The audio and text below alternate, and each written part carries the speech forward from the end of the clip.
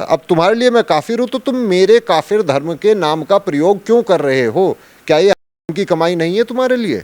मैं तो उन्हें हमसे बचा रहा हूं उनके धर्म के हिसाब से। खाने पीने की वस्तुओं को कहाँ से खरीदना है, कहाँ से खाना है, उसकी आज़ादी हमारे देश में सभी नागरिकों को है। जिस प्रकार मुसलमान उस दुकान से ही अपने लिए सामान खरीदते हैं जहाँ पे हलाल सर्टिफाइड होता है या हलाल मीट जहाँ मिलता है वहीं से वो मीट खरीदते हैं, वो कभी भी किसी ऐसे हिंदू के यहाँ से, किसी भी हिंदू के यहाँ से वो मीट कभी ना तो खरीदते हैं, ना किसी हिंदू के होटल में वो नॉनवेज कभी खाते हैं, क्योंकि उनकी प्रेफरेंस है उनके धर्म के हिसाब से, वो जायज़ बात है उनकी, उन्हें हलाल ही चाहिए।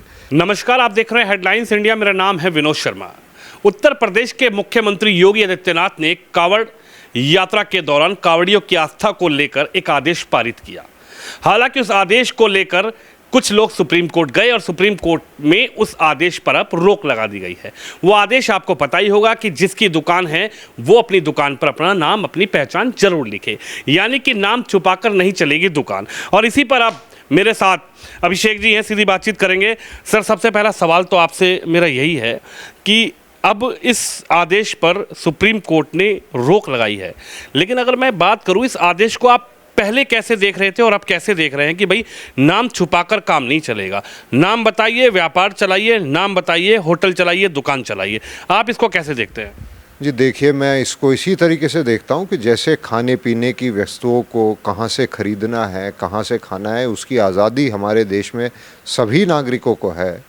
जिस प्रकार मुसलमान उस दुकान से ही अपने लिए सामान खरीदते हैं जहाँ पे हलाल सर्टिफाइड होता है या हलाल मीट जहाँ मिलता है वहीं से वो मीट खरीदते हैं, वो कभी भी किसी ऐसे हिंदू के यहाँ से, किसी भी हिंदू के यहाँ से वो मीट कभी ना तो खरीदते हैं, ना किसी हिंदू के होटल में वो नॉनवेज कभी खाते हैं, क्योंकि उनकी प्रेफरेंस है उनके धर्म के हिसाब से, वो जायज़ बात है उनकी, उन्हें हलाल ही चाहिए।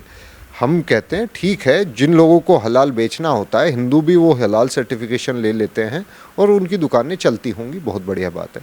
वैसे ही हम चाहते हैं रेसिप्रोसिटी करते हुए कि मुसलमान जब वैष्णो, शुद्ध वैष्णो ढाबा लिखे तो उसके साथ अपना नाम लिखे कि मैं हूँ, और उसके साथ कम से कम जब वो शुद्ध वैष्णो अगर वो कह रहा है तो हमारे कुछ सात्विक रिचुअल्स हैं, कुछ विधि विधान हैं, उनका भी वो पालन कर ले तो हम मान जाएंगे कि भाई वो सात्विक और झूठ नहीं बोल रहा। अगर वो उन नियमों का पालन नहीं करता है तो उसे वो सात्विक लिखने का अधिकार नहीं है, वो झूठ है। इस तरह के झूठ को पर्दाफाश करने के लिए ही इस नियम को योगी जी ने लाया था। हम झूठा लोगों को केवल हटने के लिए कह रहे हैं, सच्चे लोगों से कोई दिक्कत नहीं है हमें।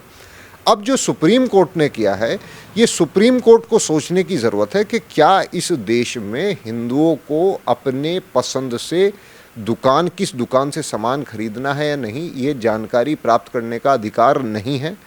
सुप्रीम कोर्ट क्या हद से ज़्यादा हमारे निजी जो फैसले हिंदुओं के हैं स्पेशली, उसमें दखलंदाजी नहीं कर रही है क्या? अगर यही सुप्रीम कोर्ट मुस्लिमों के किसी ऐसे मामले को रोक रही होती तो हम मान जाते कि हमारे साथ जो कर रही है वो दूसरों के साथ भी कर रही है, परंतु ऐसा नहीं है। यह कार्य केवल हिंदुओं के साथ हो रहा है। हमें बार बार ये दर्शाया जा रहा है कि सरकार भले ही तुम्हारी हो, सिस्टम हमारा चलेगा। आपने कहा सरकार भले ही तुम्हारी हो, सिस्टम हमारा चलेगा, लेकिन सवाल ये उठता है कि जैसे ही ये आदेश पारित हुआ तो बहुत ज्ञाता, हालांकि आप भी पीएचडी हैं, आप भी बहुत बड़े ज्ञाता हैं, लेकिन कुछ ज्ञाता इस पर ये कहने लगे कि योगी आदित्यनाथ सिर्फ और सिर्फ उत्तर प्रदेश में हिंदू मुस्लिम करना चाहते हैं। योगी आदित्यनाथ ऐसा आदेश दिए हैं जिससे कहीं ना कहीं जो धार्मिक प्यार है वो धार्मिक खाई बन जाए। इसमें धार्मिक प्यार और देखिए, किसी भी संबंध का बेस, चाहे प्यार हो, भाईचारा हो, दोस्ती हो, शादी हो, कोई भी संबंध, उसका बेस होता है ट्रस्ट। ट्रस्ट में आपसे पहले ये उम्मीद की जाती है कि आप जब किसी व्यक्ति से मिलें तो अपने विषय में आप सच्चाई उस व्यक्ति के सामने व्यक्त करें।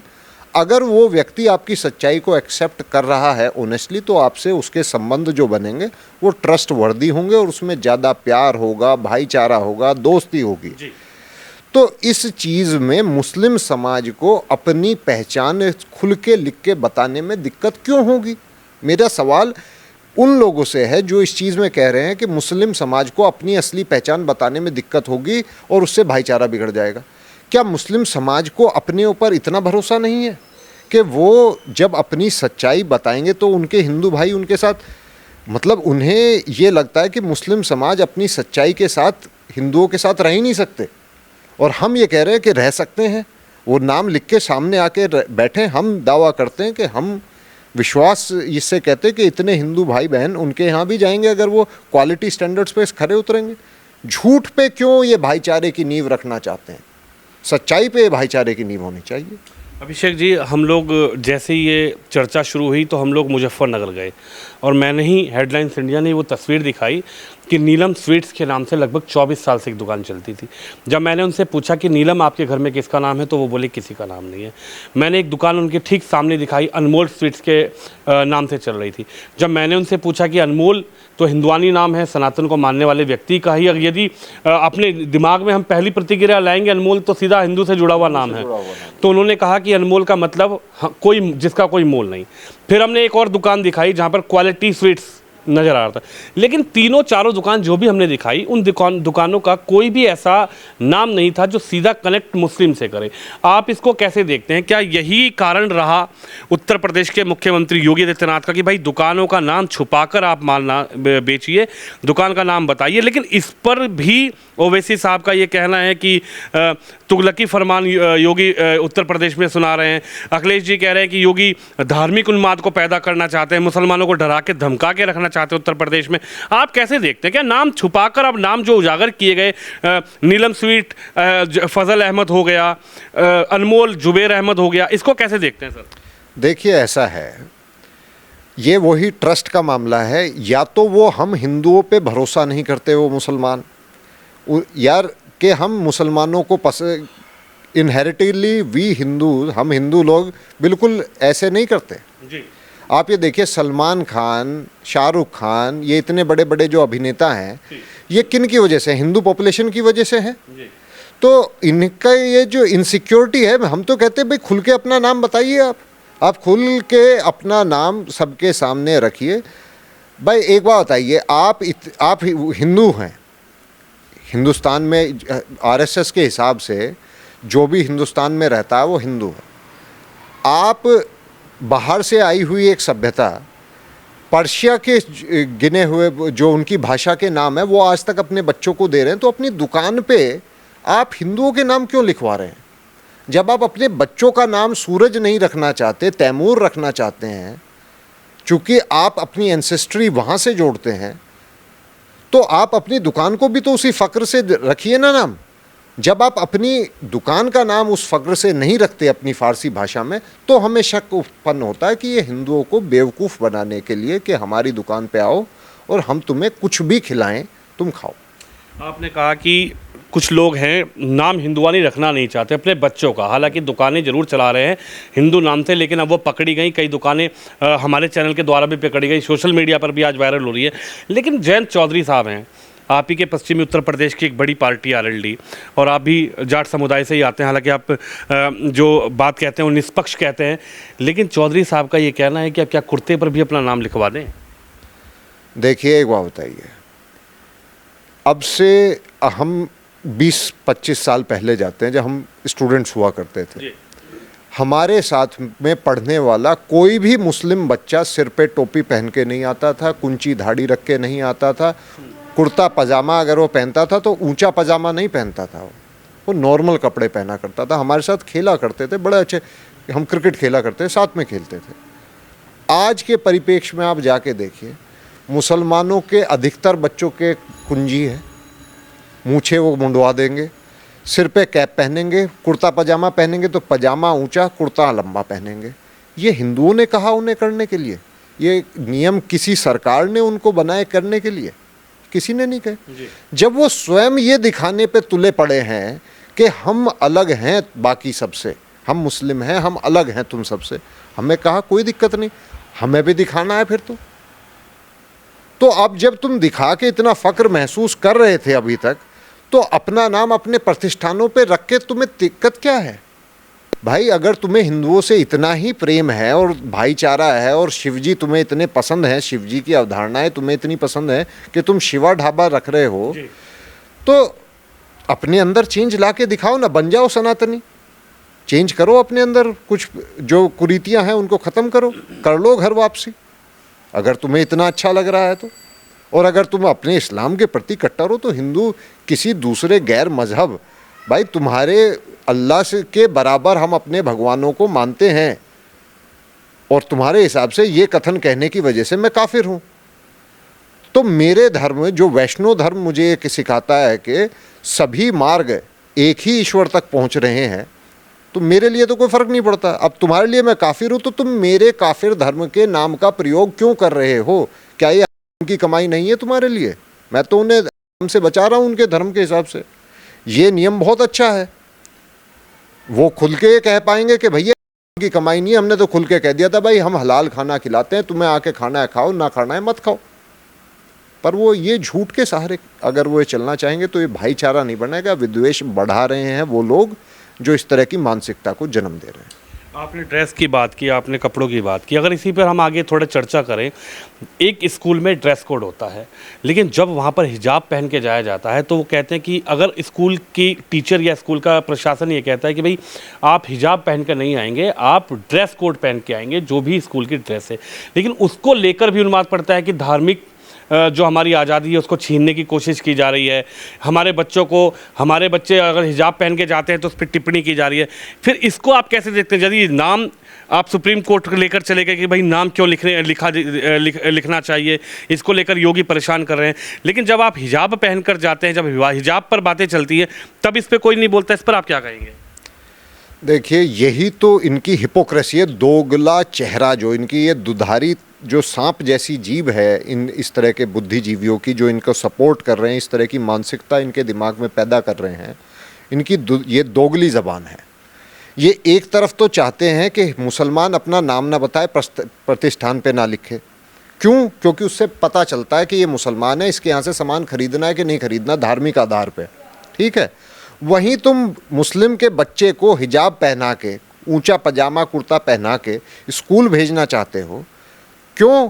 क्योंकि वो अलग दिखे, वो मुस्लिम, उसकी आज़ादी। भाई ये तो तुम्हारी चित भी तुम्हारी, पट भी तुम्हारी, तुम चाहते क्या हो ये क्लियर कर दो। तुम दिखाना चाहते हो मुस्लिम हैं तो नाम लिखो, और अगर तुम्हें उसमें शर्म आती है कि हमें मुस्लिम होने में शर्म आती है तो दाढ़ी भी रखना बंद करो, ऊंचे पजामे पहनना बंद करो, ये सिर पे टोपी पहनना बंद करो। मुझे सब मुस्लिम बड़े प्यारे लगते हैं, मुझे टोपी वाला भी प्यारा लगता है, दाढ़ी वाला भी बढ़िया लगता है, मुझे कोई दिक्कत नहीं।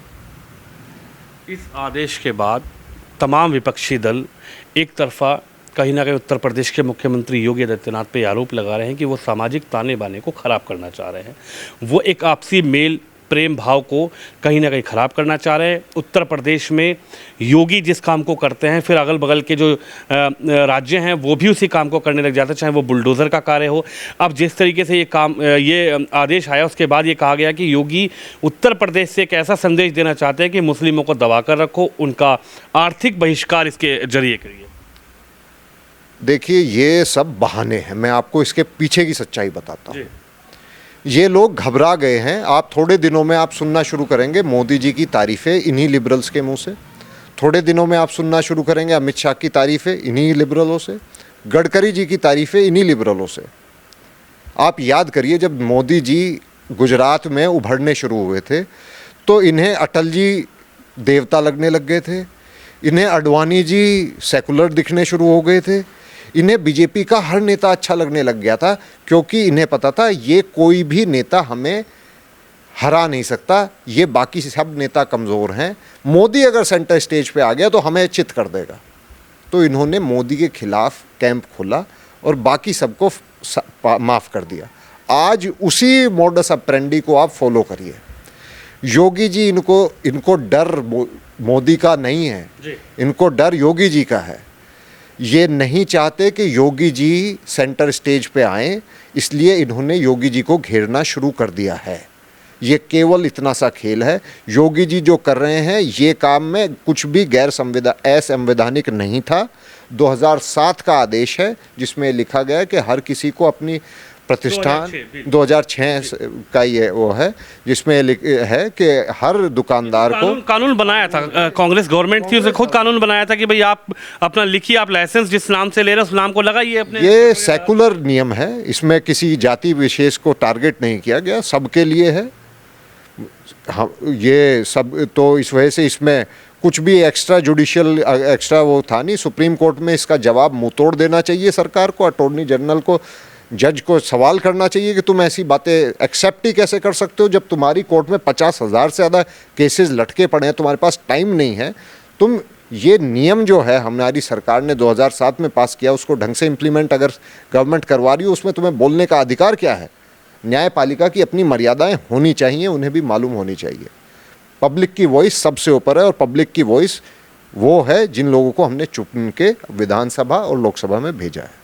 चलिए, हमारे साथ अभिषेक अलावत जी हैं जो खुद पीएचडी हैं, और लगातार जिस तरीके से मुद्दा चल रहा था और उसके बाद कहीं ना कहीं सुप्रीम कोर्ट ने इस मुद्दे में दखल दिया। इस पूरी जो इस विषय पर सुप्रीम कोर्ट ने अब इस आदेश पर सुप्रीम कोर्ट का एक स्टे लग गया, एक रोक लगा दी गई है। हालांकि 26 तारीख को इसकी दूसरी डेट जरूर पड़ी है, लेकिन उसके बाद कहीं ना कहीं जो बुद्धिजीवी हैं वो इस पूरे विषय पर क्या सोच रहे हैं, और नाम छुपाकर दुकान चलाना, इसको लेकर उत्तर प्रदेश के मुख्यमंत्री पहले भी सजग थे, आज भी सजग हैं।